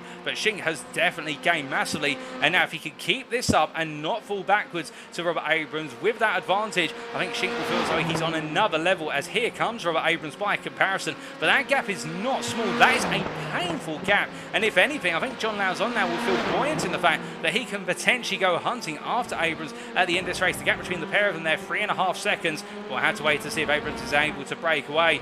Meanwhile, David Bout closing up a little bit to John Lauzon after that pit stop. He is now within what is 1.8 seconds of Lauzon as they roll the way on through into Lesmo 1. But as they make their way through the right-hander, it is the case that we did earlier talk a little bit about what was Daniel Sedino. He's still yet to take his pit stop, and he is still ahead of Daniel Smith. And Daniel Smith at this point, I think Smith is going to be absolutely laughing to the bank at this one, because of the fact he's only really now started to get within 6 tenths of Daniel Sedino. When you get to 6 to 5 tenths around Monza, that's where you start to enter that prickly zone of, do I really want to be this close to the other driver in terms of the tow here? Do I have to start backing the car off a little bit? But Daniel Smith right now has really come out and timed his pit stop to perfection. He's picked up tow all the way through, and it's been distant tow. It's helped him out, and he hasn't really had to compromise his racing lines or been heavily affected by the dirt yet, and he'll be hoping that Zdeno goes into the pits in the next lap or two, and that will be the perfect way to wrap up what is really the start to his second stint as he makes his way down towards Parabolica here. Into the pits comes Logan McKenzie and also Gurkha De Beer. Gurkha De Beer will be looking to come out ahead of either Smith or Aaron Lahr, and well, I think it'll be the case he'll be targeting Aaron Lahr at this point as McKenzie emerges from the pit lane. Shinka's already gone on through. Where's Robert Abrams by comparison? Well, that is not Robert Abrams, that's Gurkha De Beer, and the cameraman finds the right driver, and the Yellow Flag Motorsports drivers return to the circuit in the sequence. They left the circuit with Abrams ahead of McKenzie, and well, McKenzie just about staying ahead of what is Jean Lazon, but meanwhile here is Gurkha De Beer making his way out the pit lane, and well, Gurkha De Beer there with a very short stop by comparison, and Daniel Smith, well, it's going to be very close between the two of them, but Daniel Smith got one in terms of Aaron Lahr, but he didn't get Gurkha De Beer. I think De Beer was doing a huge amount of fuel saving on that opening stint because he has made it work, and Gurkha De Beer has gained 2 places, plus effectively, what is, if you compare him to Aaron Lahr, he has gained 8 seconds of race time through the overcut versus Daniel Smith, who's also gained what is about 7.5 seconds in terms of his strategy, but these two have gained where Aaron Lahr has just simply dropped off by comparison. Of course, Aaron Lahr pushing as hard as he can, it just has not worked out, but meanwhile, here is Jean Lazon, and Lazon is struggling here as it looks, so David Bauer going early for the potential move round the outside through Lesmo 1 into Lesmo 2, and Lazon here backs it off, and they roll their way into Lesmo 2. I wonder if Lazon's got a problem because he has just dropped off completely after exiting the pit lane, and well, Lazon, there's just no speed in that car right now, but then again, it could come back. Perhaps he's decided to play tactical here and just let himself fall behind Bauer and McKenzie, and he'll use them to save some fuel and then go pushing on the last sort of 3 to 4 laps, given the fact that fuel could be quite tight if he's fueled the car as light as possible. And that's one thing to consider here, of course, that some drivers may have fueled the car only enough, so they need a little bit of slipstream towards the end of the race to get across that finish line. It's a tactic, of course, where you underfuel intentionally to gain track position and then hope that you essentially get put out into what is traffic. But meanwhile, Logan McKenzie here sees David Bauer trying to go around the outside, and Bauer here, the breakfast for dinner. Oh, goodness me, there's contact between the two of them, and well, as Bauer is knocked off circuit there, and well, Jean Lazon comes up the inside of the pair of them, taking 2 places at the price of 1. Lazon there, well, he left it very late in the day to declare that he was going to make a double move, but he's made it, and he's made it work. That's a very smart play there for the Beaver Buzz Energy driver up to P3, and well, I think it's the case that David Bauer and McKenzie there, elbows out on the pair of them. I don't think David Bauer will be too pleased with that one. He's gained the place for McKenzie. That's not the way he would have wanted it to happen, in the fact that he's gained 1 place only to lose 1 to Lazon, as we do ride on board here with Jean Lazon as he exits the opening chicane and now makes his way all the way up to Regia through Curva Grande. As they come charging through the right-hander at turn number 3. It is the case that number 77 driver here, the Beaver Buzz driver, will know that he's got a very fast-paced driver behind him who is looking to make places, and I can imagine that Bauer will look to try and go for the move up into Ascari if he can. No such time here to go for the move into the Regia chicane. He's going to have to wait, he's going to have to be patient. But of course, that patience will only last so long, and as the time wears down, 20 minutes still on the clock, you can imagine at this point David Bauer will be thinking to himself, right, didn't quite work out the first time around, I've got to try and work some magic. But meanwhile, Logan McKenzie falling back, and I'm wondering if that contact between the two of them has upset something on the car, because he does not look as though he's on that pace. Mike and Marison right now, and I think it may be the case the knock there has done a little bit of damage, which has cost him some straight line speed. But meanwhile, we do look to Daniel Smith here, who finds himself still behind Gurkha De Beer and trying to put the pressure on as well is Smith versus the Turkish driver, as they make their way down Cerro Cleo and up towards the Ascari chicane, but no change between the pair of them. Smith just staying with his Elantra counterpart as they head down into that braking zone. And then, if we look a bit further back, we do have here Alex Jensen, who has caught up to the back of Aaron Lahr, and right now, Alex Jensen on his debut is going to be potentially bringing home a win in the Delta class here, a P9 overall, and what is the case in the absence of Conor Acatella, who of course involved in that opening instant on what was lap number 2 in the run to the Regia chicane.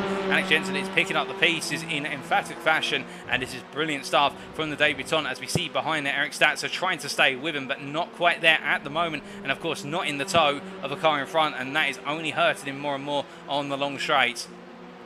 But as we do look from these drivers to what is John Lauzon here, you can see Lauzon going defensive into turn number 1 as they make the run to lap number 21, and David Bauer on the right of your picture trying to go around outside to inside here. Lauzon being beaten on the brakes by Bauer, and as they make their way side by side through, Bauer's going to take plenty of apex curve there at turn number 2, and they make their way now side by side out of that turn number 2 and in the drag race run all the way up to turn number 4. But as they charge Lauzon on that inside, Bauer will have to fall back slightly as we ride on board here with the Elantra driver from breakfast for dinner. You can see Lauzon on the right of your picture. It will be a potential look to make the move under braking, and well, David Bauer's going to go for it. He'll dare to dream on the brakes as they make the way into Rajir, too wide once again. Brilliant respect shown between the pair of them, and in the end Lauzon now on a very tight run through turn number 4. He just does not have enough room to carry the speed compared to Bauer, which of course is the nature of the outside to inside line there. You do have a compromised line into the second part of the chicane, and David Bauer this time successfully makes his way into P3, but of course now he'll have Lauzon all over the back of him as they roll their way through the right-hander. But it is one of those cases where Lauzon takes a little bit of gravel with him. A slight off track there will cost him a bit of momentum in the charge down towards what is turn number 8 as they head up towards Ascari. Bauer puts the car slightly off centre to the inside here. He needs to go defensive. Lauzon's not letting this go, and well, you can imagine why as they make their way into turn number 8. It's the case that David Bauer has to go defensive. The two Elantra drivers here nip and tuck as they charge through Ascari and head down towards Parabolica. David Bauer holds firm, but now Lauzon will once again have the opportunity in the toe to close up and then look to the inside, or will he be forced to look to the outside here? Will Bauer make it difficult for Lauzon, or will Lauzon be able to declare his attack early? He goes to the move here as they make their way under braking into Parabolica, and well, Lauzon's going to commit as much as he can, but it is the case he has to get the car stopped there, and Bauer decides to run it as wide as he can, but runs a bit too wide, and with an off track there. Now will he begin to slow down for running wide? Will it be the case that the automated iRacing security system will decree that he's gained an advantage? Well, it looks like right now David Bauer not slowing down at this point, so it may be the case he hasn't picked up a slowdown, just off track there for the track limits on the exit of Parabolica. But as they make their way into the braking zone for Rettivillo, Bauer holding that outside to inside once again. Lauzon up the inside. Lauzon, however, gets ahead this time. He makes the move, and Bauer there, I think, thinking, right, I'll make it later on. I can't keep affording to push this too hard, given the fact I'm only taking more and more out of the car. But brilliant racing between the pair of them. Meanwhile, a bit further back, you can see that Gherkin Zabir here holding off Daniel Smith just about right now. 5 tenths is the gap between the pair, and then a bit further back, we do have Alex Jensen still battling with Aaron Lahr. But we come back to this battle for P3 overall, and also in the Alpha class, as we see David Bauer, they're going as late as possible on the brakes into Rajir. He gets the move done there. Lauzon cuts back in. He doesn't decide to try and go outside to inside and make it too wide all the way through. We saw what happened last time around when that happened.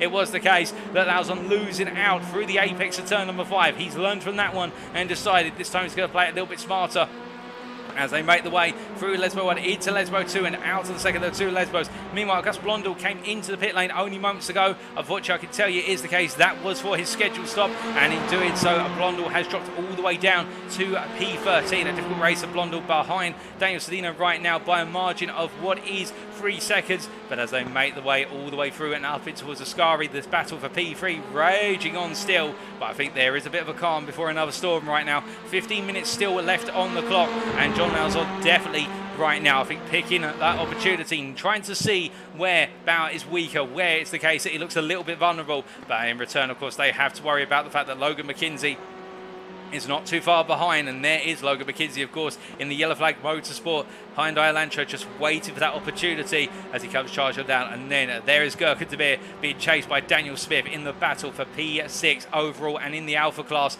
as both drivers roll their way into Parabolica Curve and further back. Aaron Lahr under pressure here from Alex Jensen. And you may be asking at this point, for those of you who are uninitiated, why is Jensen battling with a driver who's not in his class? Well, it is the case. Points are scored overall. They're not scored based on class. So it is the case that if Jensen finishes as the winner in his class but finishes P9 overall, he picks up the points for P9s. He doesn't pick up winners points, and therefore every position matters. And that's why you'll see our Delta drivers, our Prams, take the fight to the professional Alpha drivers, as we do see Alex Jensen really going on the offensive in the charge down towards turn number 1. In towards Rettivillo they go. He's going to look outside to inside here, and as he tries to, Eric Statzer behind is closed, and I think Statzer at this point thinking, right, go on, that's it, take more and more time out of one another. This is what I like. But meanwhile, we also like the fact that Bauer's making the comeback on Lauzon after Lauzon got ahead of him into Rettivillo. A bit of contact between the two of them there this time, and you can imagine as we tick off each and every lap as the timer continues to head towards the hour.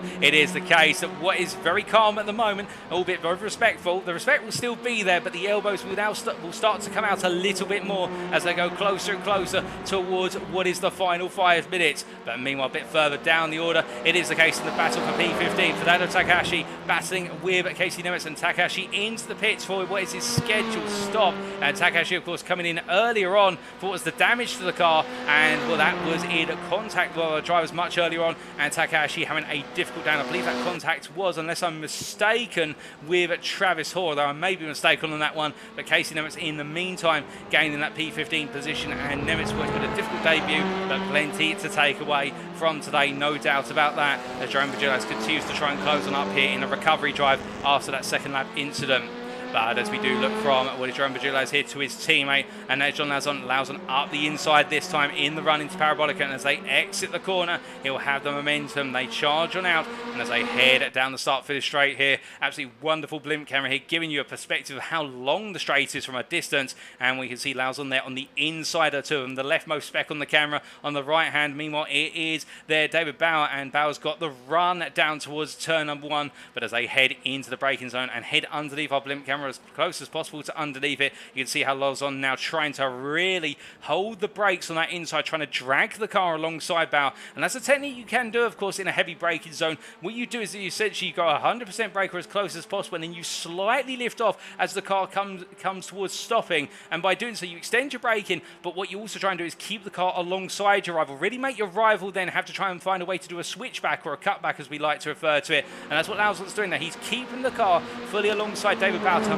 make it difficult for Bauer to try and go round the outside. But of course, the risk of doing that is if Lauzon doesn't get it right in terms of balancing the brake pedal, then he could outbrake himself into the corner and understeer wide. And if he understeers wide, of course, it's an off track, and also he'll by default forfeit the position. And as they roll the way through Lesbo 1, David Bauer right now savvy to what's going on, no doubt, but he's not able to fight a way through. John Lauzon definitely really push it on now to try and hold on to that P3 here, as it is the case that Francois Schinck and Robert Abrams have run off into the distance. We see Logan McKenzie there doing a little bit of rally cross as he goes a bit wide out to Lesbo number 2. Meanwhile, Gurkan Demir under major pressure here from what is Daniel Smith as we ride on with the gearbox here of the Turkish driver, and Daniel Smith has been getting closer and closer with each and every lap. And as they make the way down Cerro Galileo and up towards Ascari, at this point Smith staying with Demir. He's not looking at a move at the moment. I think what it is, Daniel Smith respects the fact that the Veloster just does not have the straight line speed to make the pass and then try and make the breakaway, and he will have Demir then battling for position. He's waiting, I think, for the last couple of laps to go for that move, particularly the final lap, and if he can stay this close over the remainder of the race distance, he'll definitely be looking good those final couple of laps. But meanwhile, whilst they stay nose to tail, it is the case that Aaron Lahr here still has all over his back like a little hornet Alex Jensen's hide over Veloster as they make the way down towards the final corner, charging on in at 10 minutes on the clock by the time these guys come to the timeline. It's a complete lap number 24 for them, and as they roll the way on through into the pit lane, unfortunately, that is David Bauer, and it's a drive-through penalty for the breakfast for dinner drive. He picked up 9 instant points, and I can imagine it may have been a tap between the two drivers. We haven't heard of a recent off-track, but I can imagine that off-track earlier on at Parabolica may have really put his instant count up towards 9, and then he's hit the limit. So David Bauer, they're losing out, and will Gurkan Demir and Daniel Smith are now fighting to be in the top 5. Meanwhile, Alex Jensen here will now see that Aaron Lahr is going to have a little bit of company in front of him, and well, Jensen will only see this as something to motivate him further. He could potentially pick up a P7 overall here if he plays his cards right, and Aaron Lahr's able to stick with David Bauer. But that is the thing, of course, can Lahr stick with Bauer, or will it be the case that Jensen's got to get ahead of Lahr and then go chasing down at Bauer as they make the way through Curva Grande?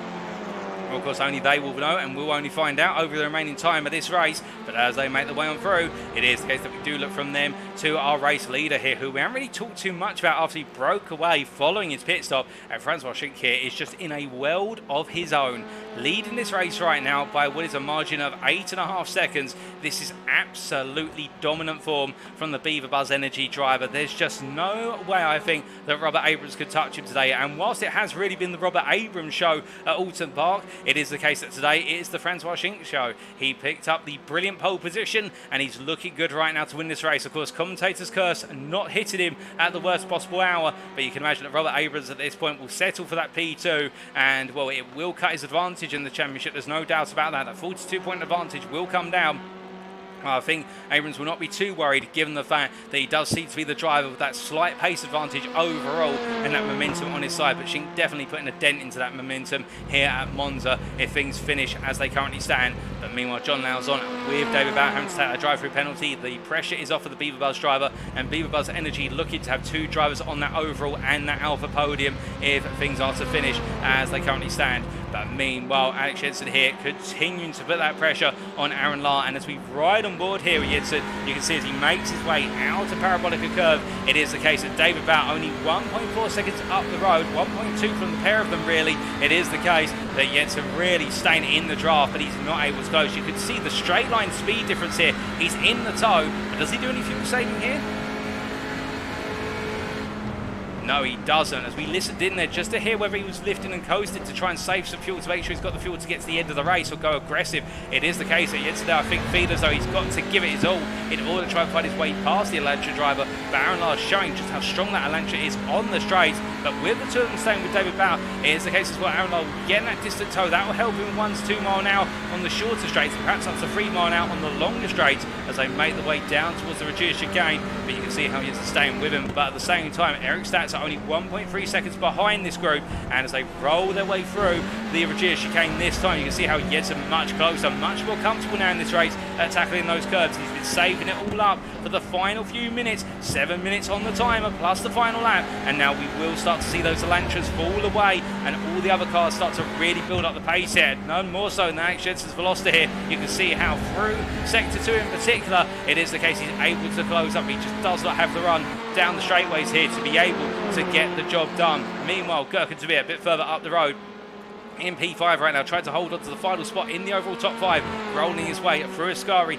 He's got to hold off Daniel Smith, and again it's a Hyundai Elantra ahead of a Hyundai Veloster. Daniel Smith of course in the Veloster, and as they make the way down the back straight here towards the final corner, well, Smith hooked in there, staying right in the draft, taking little peeks here and there to see is there an opportunity for me to go for a move, and also I think trying to get into the head of Gurkin to be. There's a bit of contact there I think, but it looks like Gurkin to be given a tap on the rear end unless I'm very much mistaken, and as they make the way out of the corner, well, is that going to be into the pits for Gurkin to be for damage? Well, no, it's not. He goes defensive here, but I think Daniel Smith now getting a little bit on the cards here with regards to going racing, and well, that contact has definitely upset Gurkin to Beer's car. If it was contact or whether it's just a brake lockup, it looked like contact from our camera angle, but again we couldn't actually see the front of Daniel's car and know whether he was making that contact. But as they make their way into the braking zone for turn number 1, Smith ahead now. He gets the place on Gurkin de Beer, but can he break away? That's the big question as they roll the way out to left-hander. If it is the case there was just a mistake there from Gurkin de Beer, again it's really bringing to the foray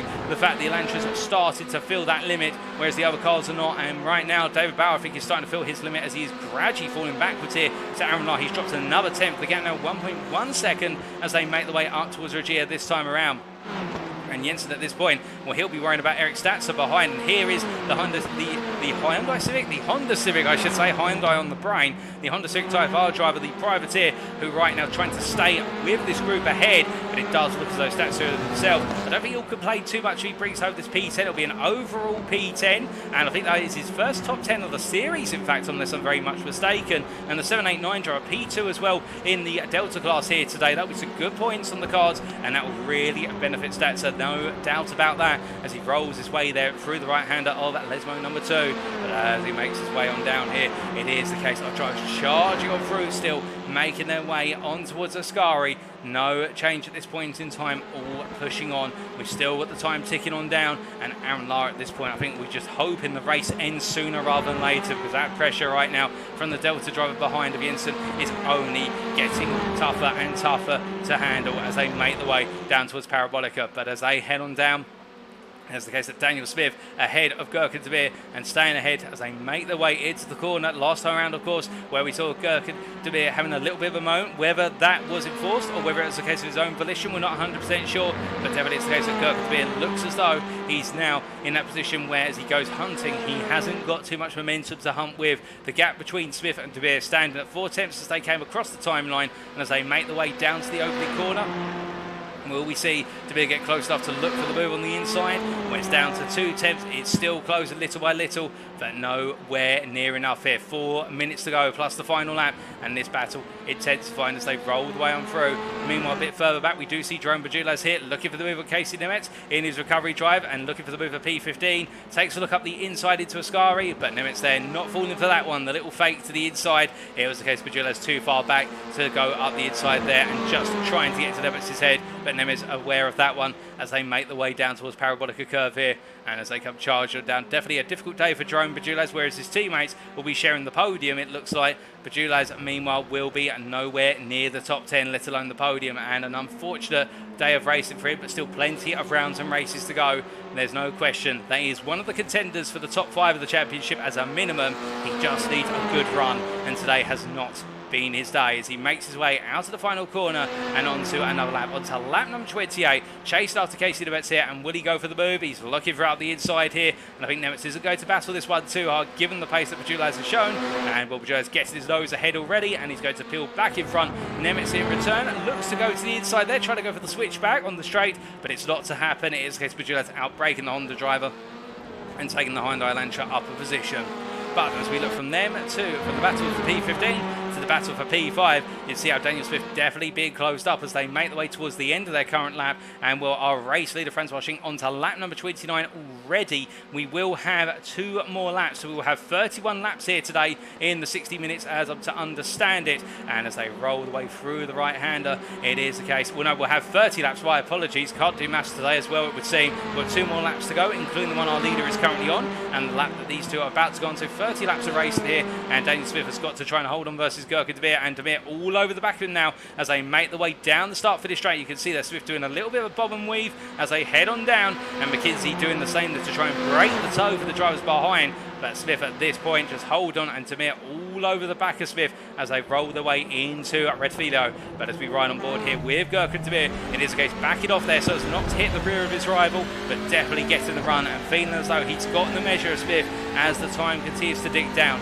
It is this lap, which is the penultimate lap, and then the next one will be the final lap, and Demir will be most likely waiting for that final lap, so he'll only really get one chance to make this move and then try and break away. And if he can't, then he's got to go heavily defensive for the remainder of the lap, or the remainder of all the laps remaining, as they make the way into what is the Regia chicane here. And as they roll their way through the left into right hander, I'm wondering if McKinsey is struggling at this point in the race, as we saw McKinsey there closed up very rapidly into Regia, in fact losing almost half a second through Regia alone, as McKinsey got a problem this late in the race and potentially is going to be dragged backwards into this battle. It's a consideration here, and well, if that is the case, we could really see a three-way battle for P4, P5, P6 open up overall in the closing stage as they make the way down the Cerglio straight, and as they do, the race leader heading on to the final lap.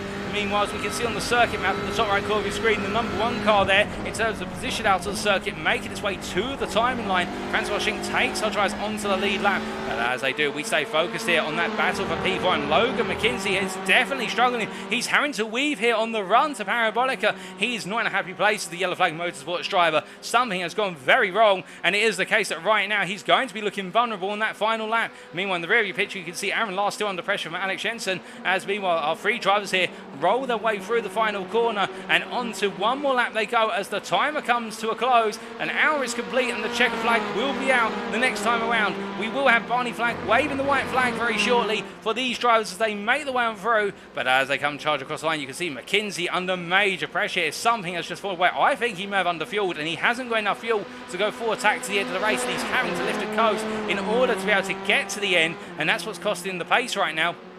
Well, regardless, in this case, as those 3 make the way line astern down to turn number 1, we can see Alex Jensen. They're going for the move on Aaron Law. He's around the outside to inside here. Can he get that P8? No, Aaron Law covers it off on the inside to outside run through the chicane. But he's going to be very slow on corner exit here. And, well, Alex Jensen just does not have the acceleration to be able to get alongside in the run up towards the Regia chicane. But, of course, where he can't get ahead right now, he'll be very close to the run to the chicane. And could he potentially go for the move later on in the lap, where he's going to come out of the toe here and look for it on the inside into Regia. He's going to go for it. He's going to put all his cards in early, but instead he backs off there, not close enough. But Lar makes a mistake. He almost misses the chicane. He about gets it stopped, but Jensen there tries to go around the outside, but there's no way through. Aaron Lar's got to go very defensive for the remainder of the lap. He is out of sync as they roll the way through Lesbo number 1. We hear that Jerome Bagilas has entered the pit lane. I think that may be for fuel, but meanwhile we have to cut from these guys to our race leader for as he makes his way into the final corner. It was the case that he took pole position with the only lap in the 59s, and from start to finish he has led this one and he has run away with it. And as he heads to the line,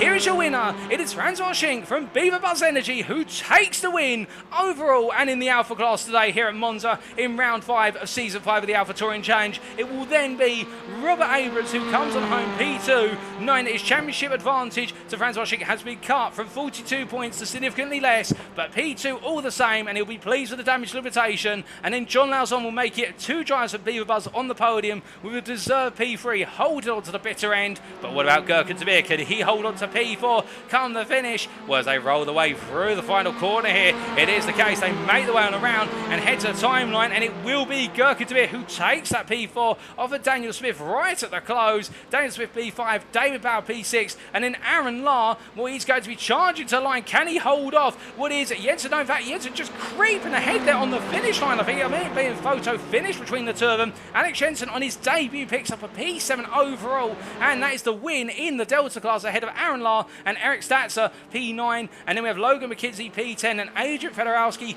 will come on home to have a P11. And well, that was a disaster for McKenzie right at the end. I think he may have run out of fuel almost, but meanwhile Fedorowski, the QC Motorsport driver, will take P11, and that will be, I believe, his first feature race podium in the Delta Championship class. And well done to him, as we then do see Daniel Sedino there with what is Auguste Blondel, the two teammates crossing the line together, P12, P13, and then it will be James Carr who comes on home in P14 as he comes to that timeline. And then we will very shortly have, I believe, Casey Nimitz, who on their debut, not quite a spectacular debut as Alex Jensen, but still a P15 overall, P6 in class, and definitely plenty to take from today into the future rounds for the number 140 car driver. And then in the end it is Conor Acatella who is the last driver to finish on the lead lap, and well, the privateer number 55 car there, as we do run out of VHS tape right at the end, unfortunately. A difficult day, but he'll still firmly be in the lead of the Delta Championship. But with that, ladies and gentlemen, let's look at those race results subject to any stewards' inquiries. I think there might be some with regards to that lap 2 incident, but still, after 60 minutes of racing here today at the Monza Grand Prix circuit in round 5 of the Alpha Touring Challenge Season 5, as brought to you on iRacing, Francois Schenk taking the win in the end by 12.5 seconds over Robert Abrams. If that's not sending a message that he's in this championship fight all the way through, then I don't know what is. Robert Abrams with a substantial P2, and definitely one that will go towards his tally later in the season, and John Lauzon completing the podium there overall and in the Alpha class in P3.